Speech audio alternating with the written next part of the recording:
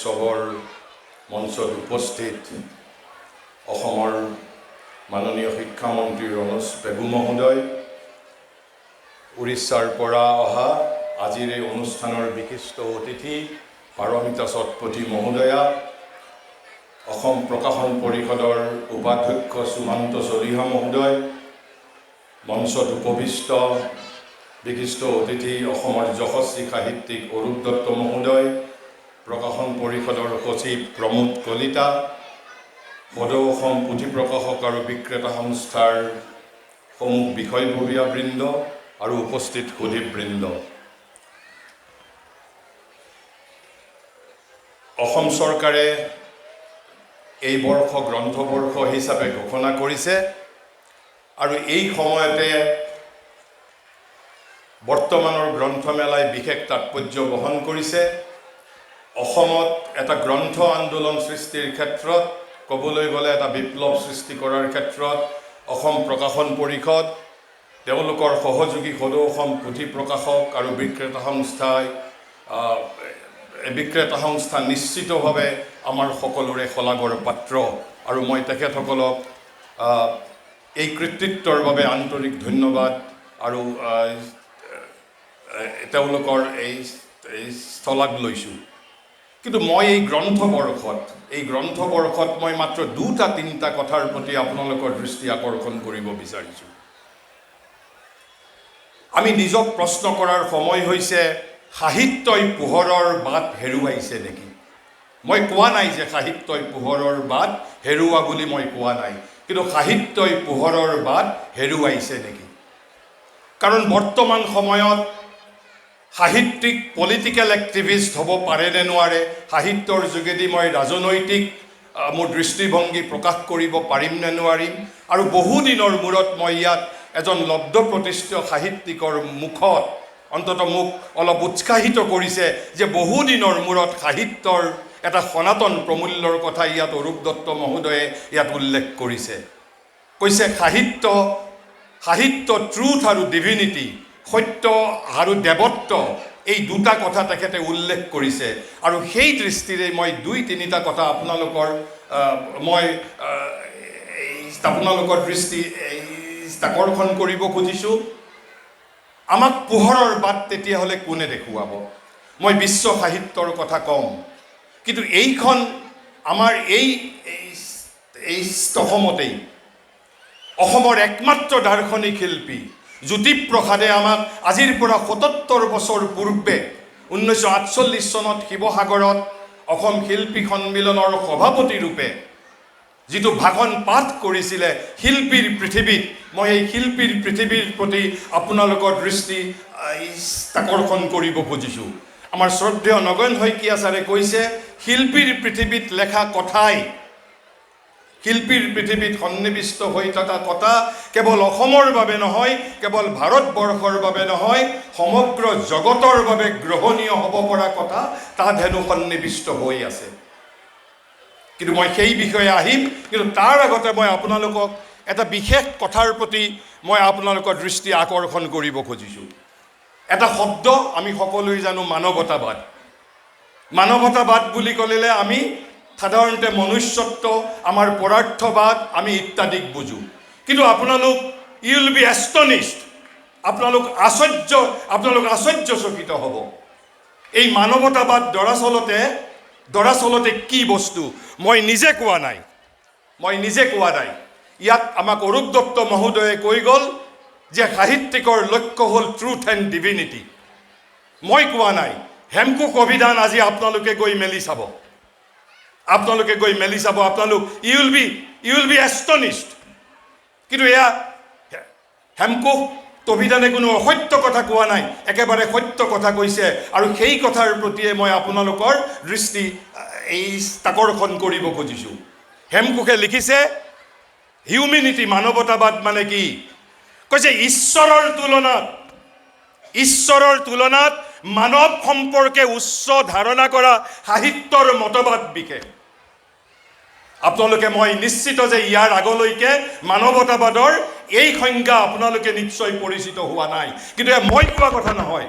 হেমকোষ তবিদানত সন্নিৱিষ্ট হৈ থকা কথা কৈছে কি ঈশ্বৰৰ তুলনাত মানৱ সম্পৰ্কে উচ্চ ধাৰণা কৰা সাহিত্যৰ মতবাদ বিশেষ কিন্তু তাৰ পিছতে অৱশ্যে স্থবিদানে লিখিছে যে বৰ্তমান মানৱতা শব্দৰ অৰ্থ হৈছে মানুহ সমাজ মানুহৰ আত্মিক উন্নতিক লৈ চিন্তা চৰ্চা কৰা মানৱিক গুণ আৰু ধৰ্ম মানৱিক জ্ঞান আৰু দৰ্শন আৰু মানৱিক মূল্যবোধেই হৈছে মানৱতাবাদৰ ঘাই দিশ তেনেহ'লে এই যে মানুহৰ তুলনাত দেৱত্বৰ তুলনাত মানৱত্বক শ্ৰেষ্ঠ আসন প্ৰদান কৰি যি সাহিত্যৰ মতবাদ সৃষ্টি হৈছিল ক'ত সৃষ্টি হৈছিল সমুদ্ৰৰ সিপাৰে সৃষ্টি হয় সমুদ্ৰৰ সিপাৰে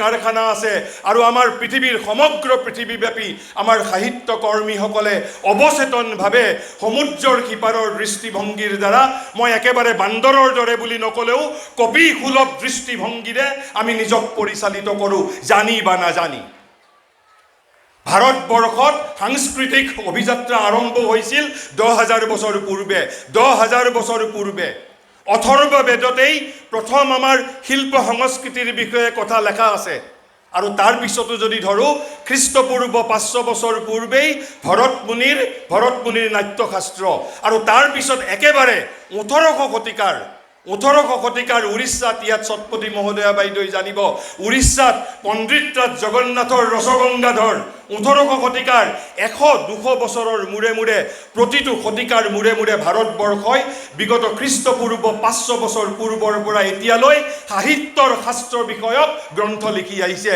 কিন্তু আমি নাজানো আমি জানিবলৈ ইচ্ছা নকৰোঁ আমাক কোনে পৰিচালিত কৰিছে সৌখিদিনা 1600 শতিকাত পাশ্চাত্য আলোকিত হৈছে 1600 শতিকাত পাশ্চাত্য আলোকিত হৈছিল তেওঁলোকৰ তাতে এজ অফ এনলাইটেনমেণ্ট আৰম্ভ হৈছিল তাৰ পিছত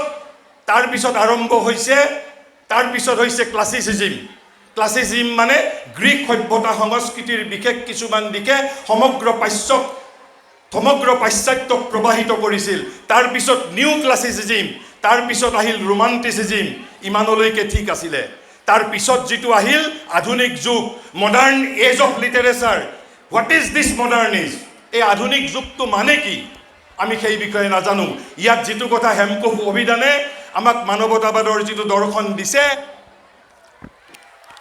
আধুনিক যুগৰ যেটো মূল উপজীব্য আছিল সাবষ্টিটিউশন or replacement of divinity by humanity মানুহে আৰু আধুনিক যুগৰ পিছত ভগৱানক পূজা নকৰে ভগৱানৰ জাগাত মানুহে নিজক আৰাধ্য কৰি তুলিছে আৰু তাৰ পিছত হেনু কিবা এটা পোষ্ট আপোনাৰ মডাৰ্নিজমে দেখা দিছে আৰু এতিয়া হেনু পোষ্ট মডাৰ্নিজমো অতিক্ৰান্ত হৈছে পোষ্ট মডাৰ্নিজম দেখা দিছে আৰু এনে ধৰণে সমুদ্ৰৰ সিপাৰে কাৰখানাত সাহিত্যৰ ধাৰাসমূহ সৃষ্টি হয় আৰু আমি সমুদ্ৰৰ এইপাৰে একেবাৰে বান্দৰৰ দৰে নহলেও কপিসুলভ দৃষ্টিভংগীৰে আমি সেইবোৰ অনুসৰণ কৰোঁ সেইবোৰৰ দ্বাৰা আমাৰ সাহিত্য সৃষ্টিক প্ৰবাহিত কৰোঁ তেনেহ'লে ভাৰতবৰ্ষৰ সাহিত্যৰ সনাতন প্ৰমূল্য কি আছিল মই বিশেষ কথা নকওঁ মই ৰূপকোঁৱৰ জ্যোতিপ্ৰসাদে কি কৈ গৈছিল সেই বিষয়ে মই দৃষ্টি আকৰ্ষণ কৰিম কাৰণ এইটো গ্ৰন্থবৰ্ষ আজিৰ পৰা 77 বছৰ পূৰ্বে তেখেতে কৈ গৈছিল কিন্তু আমাৰ ইয়াত ভৰ্তৃহৰিয়ে 10ম শতিকাতে কৈছে কি সাহিত্য সংগীত কলা বিহীন সাক্ষাৎ পশু পুষ্য বিছানহীন কৈছে সাহিত্য সংগীত কলা যদি নাথাকে তেওঁ নেজ আৰু শিং নোহোৱা পশু বুলি কৈছে আৰু কৈছে এই নেজ নোহোৱা পশুসকলে শিং নোহোৱা পশুসকলে কৈছে পিছৰ বাক্যশাৰীটো সমগ্ৰ মানৱ জাতিক কটাক্ষ কৰিছে কৈছে তৃণং ন খাদনপি জীৱ মানৱ তৎপৰমং ভাগধেয়ং পশুনাম কৈছে এই জন্তুবিধে ঘাঁহ নাখায় আৰু সেয়া আচল পশুৰ বাবে পৰম ভাগ্যৰ কথা কাৰণ এই পশুবিধে যদি ভাগ্য খালেহেঁতেন যদি নেজ আৰু শিং নোহোৱা অৰ্থাৎ সাহিত্য সংগীতবিহীন এই পশুৱে যদি ঘাঁহ খালেহেঁতেন আচল পশুৰ অস্তিত্ব বিপদাপন্ন হ'লহেঁতেন ইয়াৰ অৰ্থ কি আমি প্ৰত্যেকেই বীৰেন ভট্টাচাৰ্যী প্ৰত্যেকেই জ্যোতিপ্ৰসাদ আমি হৈ যাব লাগিব নেকি নহয় আমাৰ মাজত অন্তত সাহিত্যৰ ৰুচি সৃষ্টি হ'ব পাৰিব লাগিব আৰু সেই দায়িত্ব কোনে গ্ৰহণ কৰিব কাব্য সাহিত্য শিল্প প্ৰতিটোৱেই শিল্প মই যিজনৰ শিক্ষাৰে শিক্ষিত হৈছোঁ, মাটিৰ পৃথিৱীত দিব্য জীৱনৰ স্বপ্নদ্ৰষ্টা মহাযোগী মহাঋষি শ্ৰী অৰবিন্দই কৈ গৈছে, কাব্য আৰু সাহিত্য শিল্পৰ মাত্ৰ তিনিটাই কাম। তাৰ প্ৰথম কাম হ'ল আমাৰ জীৱনক সৌন্দৰ্যৰ সম্ভাৰেৰে সজ্জিত কৰি তুলিব পাৰিব লাগিব, সৌন্দৰ্যৰ সম্ভাৰেৰে। আৰু সেইবাবে জ্যোতি ককাইদেৱে অসমত কি গাইছিল? সুন্দৰে যে ফুলাৰ মন্ত্ৰ অহোৰাত্ৰ মাতে, সেয়েহে ইমান ফুল প্ৰভাতে প্ৰভাতে। আৰু তাৰ পিছত কৈছে, এয়া সাহিত্য শিল্প সংগীতৰ প্ৰথম কাম, প্ৰাথমিক কাম। মহত্বৰ কাম কি? আমাৰ জীৱনক অধিক অন্তৰংগভাৱে অৰ্থপূৰ্ণ আৰু সৌন্দৰ্যৰ সম্ভাৰেৰে সজ্জিত কৰি তুলিব লাগিব, জীৱনক অৰ্থপূৰ্ণ কৰি তুলিব পাৰিব লাগিব। এয়াও কেৱল মহত্বৰ কাম। আৰু মহত্তম কাম কি? কৈছে, কাব্য সাহিত্য শিল্পই তেতিয়াহে পূৰ্ণ পৰাকাষ্ঠা লাভ কৰিব, যেতিয়া সাহিত্যিক, কবি, শিল্পী সকলোৱে হৈ উঠিব লাগিব দ্ৰষ্টা। আৰু দ্ৰষ্টা হৈ তেওঁ কি কৰিব লাগিব? মানুহৰ সন্মুখত মানুহৰ শাশ্বত স্বৰূপক প্ৰকট কৰিব পাৰিব লাগিব। আৰু সেই দৃষ্টিৰে যি আধুনিক যুগে দেৱত্বৰ ঠাইত মানৱত্বক প্ৰতিষ্ঠা কৰিছে, আৰু সেইখিনিতেই মই জ্যোতিপ্ৰসাদে আমাক যিখিনি কথা কৈ গৈছিল তাৰ প্ৰতি মই আপোনালোকৰ দৃষ্টি আকৰ্ষণ কৰিছোঁ।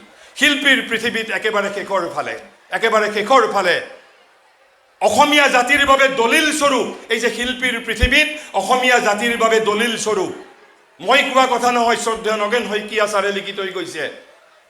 আৰু এই জ্যোতিপ্ৰসাদে শেষৰ ফালে কৈছে কি? শ্ৰীমন্ত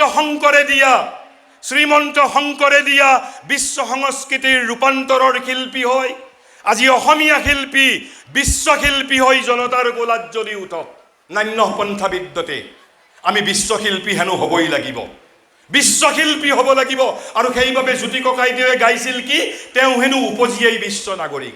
আমাৰ সুধাকণ্ঠই গাইছিল কি? অটোৱাৰ পৰা অষ্ট্ৰিয়া হৈ মই পেৰিছ সাৱটি ল'লোঁ। আৰু সেই কথাই জ্যোতি ককাইদেৱে লিখি থৈ কৈছে শ্ৰীমন্ত শংকৰে দিয়া বিশ্ব সংস্কৃতিৰ ৰূপান্তৰৰ শিল্পী হৈ আজি অসমীয়া শিল্পী বিশ্বশিল্পী হৈ জনতাৰ কোলাত জ্বলি উঠক। অসমীয়া শিল্পীৰ সাধনাত ভগীৰথৰ তপস্যাত গংগা নমাদি, মই কোৱা কথা নহয়, জ্যোতি ককাইদেৱে কৈ গৈছে অসমীয়া শিল্পীৰ সাধনাত ভগীৰথৰ তপস্যাত গংগা নমাদি চিৰসুন্দৰ পৃথিৱীৰ জীৱনলৈ নামি আহক, চিৰসুন্দৰ পৃথিৱীৰ জীৱনলৈ নামি আহক। বাট হু ইজ চিৰসুন্দৰ? কিন্তু ইয়াত যিটো আধুনিক যিটো মানৱতাবাদৰ পৰিভাষা আমি যিটো পঢ়িলোঁ, তাতে কি কৈছে? ঈশ্বৰৰ তুলনাত মানৱ সম্পৰ্কে উচ্চ ধাৰণা কৰা সাহিত্যৰ মতবাদ বিশেষ মানৱতাবাদ। মানে আমাৰ সাহিত্য সৃষ্টিত ইয়াৰ প্ৰতিফলন ঘটে। আৰু সেইবাবেই জ্যোতি ককাইদেৱে কি কৈ গৈছিল? আমাক নগেন শইকীয়া ছাৰে কৈছে যে জ্যোতি ককাইদেউৰ অন্য সৃষ্টিৰ বিষয়ে পঢ়িব নালাগে, আমি নপঢ়িলেও তেওঁৰ সৃষ্টিৰ উপজীৱ্যৰ বিষয়ে জানিব পাৰিম আমি। কিয় জানেনে? সেই সহায় আমাক জ্যোতি ককাইদেৱে নিজেই কৰি থৈ গৈছে। জ্যোতি ককাইদেৱে কৈছে, ৰূপান্তৰেহে মাথো জগত ধুনীয়া কৰে। Chemistry cannot make our world beautiful. Physics cannot make our world beautiful. Technology cannot make our world beautiful. It is only by transformation. মই কোৱা কথা নহয়, জ্যোতি ককাইদেৱে কৈ গৈছে ৰূপান্তৰেহে মাথো জগত ধুনীয়া কৰে। এই মোৰ গায়ত্ৰী মন্ত্ৰ। He has no other Gayatri মন্ত্ৰ. Gayatri is supposed to be the highest মন্ত্ৰ। আৰু জ্যোতি ককাইদেৱে ইয়াত কৈছে ৰূপান্তৰেহে জগত ধুনীয়া কৰে, এই মোৰ গায়ত্ৰী মন্ত্ৰ। তেনেহ'লে ৰূপান্তৰ মানে কিহৰ ৰূপান্তৰৰ কথা কৈছে? তেওঁ নিজে কৈ থৈ গৈছে শিল্পীৰ পৃথিৱীতেই কৈছে জীৱনৰ ৰূপান্তৰ। সাহিত্যিক, শিল্পী, সংগীতজ্ঞ ৰূপান্তৰৰ খনিকৰ হ'বই লাগিব।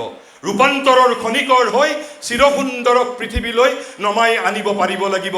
সেইবাবেই জ্যোতি ককাইদেৱে গাইছিল কি? তোৰে মোৰে আলোকৰে যাত্ৰা, আমি পালোঁ জীৱনৰ অৰ্থ। এই অভিনৱৰ কথা কৈছিল। আৰু সেইবাবে কৈছোঁ সাহিত্য শিল্প কাব্য অৰ্থাৎ সংস্কৃতিৰ কাম হ'ল মুঠতে 5টা। আমাক জ্ঞানৰ দিশে লৈ যাব পাৰিব লাগিব। সেইবাবে জ্যোতি ককাইদেৱে গাইছিল তোৰে মোৰে আলোকৰে যাত্ৰা। এয়া হ'ল প্ৰথম কাম। দ্বিতীয় কাম, আমাক যুক্তিৰ দিশে লৈ যাব পাৰিব লাগিব। তৃতীয় কাম, আমাক মংগল আৰু একত্বৰ দিশে লৈ যাব পাৰিব লাগিব। চতুৰ্থ কাম, আমাক সৌন্দৰ্যৰ দিশে লৈ যাব পাৰিব লাগিব। এই চাৰিটা হ'ল কাব্য, সাহিত্য, সংস্কৃতি, শিল্পৰ সাধাৰণ লক্ষ্য। কিন্তু দিয়াৰ is a highest fifth aim, আৰু ভাৰতবৰ্ষই এই চাৰিটাতকৈ পঞ্চমটোতেই অধিক গুৰুত্ব প্ৰদান কৰে। আৰু সেই কিয় কৈছে, এই পঞ্চমটোক যদি আমি সাধনা কৰিবলৈ পাৰোঁ, the fifth includes all this four, আৰু সেয়া হ'ল মানুহৰ জীৱনক জড়ত্বৰ পৰা আত্মাৰ দিশে লৈ যাব পাৰিব লাগিব। কাৰণ আত্মাৰ দিশে যদি লৈ নাযাওঁ, সেই জ্যোতি ককাইদেৱে যি সপোন দেখিছিল, চিৰসুন্দৰক কেতিয়াও পৃথিৱীলৈ আমি নমাই আনিব নোৱাৰিম। যেতিয়া জ্যোতি ককাইদেৱে কৈছে ৰূপান্তৰেহে জগত ধুনীয়া কৰে, মোৰ গায়ত্ৰী মন্ত্ৰ। জগতক ধুনীয়া কৰাৰ অৰ্থ কি? জগতক ধুনীয়া কৰাৰ অৰ্থ কি? জগতক ধুনীয়া কৰাৰ অৰ্থ, আমাক এখন ধুনীয়া পৃথিৱী লাগে, এখন ধুনীয়া দেশ লাগে, এখন ধুনীয়া ৰাজ্য লাগে, এখন ধুনীয়া সমাজ লাগে, এটা ধুনীয়া পৰিয়াল লাগে, আৰু এটা ধুনীয়া জীৱন লাগে। কিন্তু জীৱনক ৰূপান্তৰ কোনে কৰিব? সাহিত্য, সংগীত, শিল্পী সকলো জীৱনৰ ৰূপান্তৰৰ খনিকৰ হ'বই লাগিব। আৰু সেইবাবে শেষত মই দুটা কথা কৈ মই বক্তব্যৰ শেষ কৰিছোঁ। কাৰণ মহাৰিষি শ্ৰী অৰবিন্দই তেওঁৰ লাইফ ডিভাইনৰ শেষত লিখি থৈ গৈছে, a perfected world cannot be created by men or composed of men who are themselves imperfect. তেনেহ'লে এই যে ইমপাৰফেক্টৰ পৰা পাৰফেক্টলৈ কোনে আমাক ৰূপান্তৰ কৰিব, সেই দায়িত্ব কোনে বহন কৰিব? অতীতত বহন কৰিছে এটা সময়ত হৃদয়বৃত্তিৰ সৈতে ৰিলিজিয়ন, ফিলচফি এণ্ড এথিক্স, এই চাৰিটাই প্ৰথম অৱস্থাত মানুহৰ জীৱনক ৰূপান্তৰিত কৰিছিল। হৃদয়বৃত্তি যেতিয়া বিকশিত হৈছিল, তাৰ সৈতে এথিক্স, ফিলচফি এণ্ড ৰিলিজিয়ন। তাৰপিছত আহিল আমাৰ চিন্তাৰ আন্দোলন। চিন্তাৰ আন্দোলনক ত্বৰান্বিত কৰিছিল দুটা বস্তুৱে, এটা হ'ল ৰিজন আৰু আনটো হ'ল ইমাজিনেশ্যন। এই ৰিজনক সহায় কৰিছিল কোনে? Again philosophy, science and criticism. But imagination, আমাৰ কল্পনাবৃত্তিক কোনে সহায় কৰিছিল? কাব্য, সাহিত্য, শিল্পই। আৰু একেবাৰে মই শেষত সেইবাবে আজি মই এইটো যিহেতু গ্ৰন্থবৰ্ষ, অসম প্ৰকাশন পৰিষদৰ সভাপতি মাননীয় শিক্ষামন্ত্ৰী মহোদয় ইয়াত সচিব আছে, মই তেওঁলোকৰ দৃষ্টি আকৰ্ষণ কৰিছোঁ। অন্ততঃ এই সাহিত্যৰ সনাতন প্ৰমূল্য ভাৰতবৰ্ষই অন্ততঃ খ্ৰীষ্টপূৰ্ব 500 বছৰ পূৰ্বৰ পৰা যিখিনি শাস্ত্ৰ ভাৰতবৰ্ষই সৃষ্টি কৰিছে, সেই শাস্ত্ৰখিনিক যদি আমি অসমীয়ালৈ ৰূপান্তৰিত কৰাৰ এটা বৃহৎ প্ৰকল্প হাতত যদি ল'বলৈ পাৰে, তেনেহ'লে মই ভাবিম আমাৰ গ্ৰন্থবৰ্ষই সাৰ্থকতা লাভ কৰিব পাৰিব। আৰু মই কেইখনমান কেৱল মাত্ৰ কৈছোঁ যে অগণন গ্ৰন্থ আছে। আৰু আটাইতকৈ ডাঙৰ কথা মই কৈছোঁ যে ইউনেস্কোৰ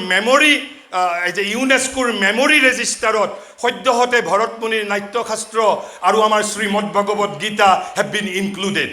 আৰু যিহেতু সেই দৃষ্টিৰে মই সেই গ্ৰন্থসমূহ একেবাৰে ভৰতমুনিৰ নাট্যশাস্ত্ৰৰ পৰা কাব্য প্ৰকাশ ৰসগংগাধৰলৈকে এই কথাবোৰ যদি প্ৰকাশন পৰিষদে অসমীয়ালৈ ৰূপান্তৰিত কৰিব পাৰে, তেনেহ'লে মই নিশ্চিতভাৱে আমাৰ ইয়াত গ্ৰন্থবৰ্ষই সাৰ্থকতা লাভ কৰিব। পুনৰ মই অসম প্ৰকাশন পৰিষদ আৰু পুথি প্ৰকাশক সংস্থাক ধন্যবাদ আৰু আন্তৰিক কৃতজ্ঞতা জনাইছোঁ, আমাৰ দৰে অভাজনক মাতি আনি এই দুই এষাৰ ক'বলৈ সুযোগ দিয়াৰ বাবে। ধন্যবাদ।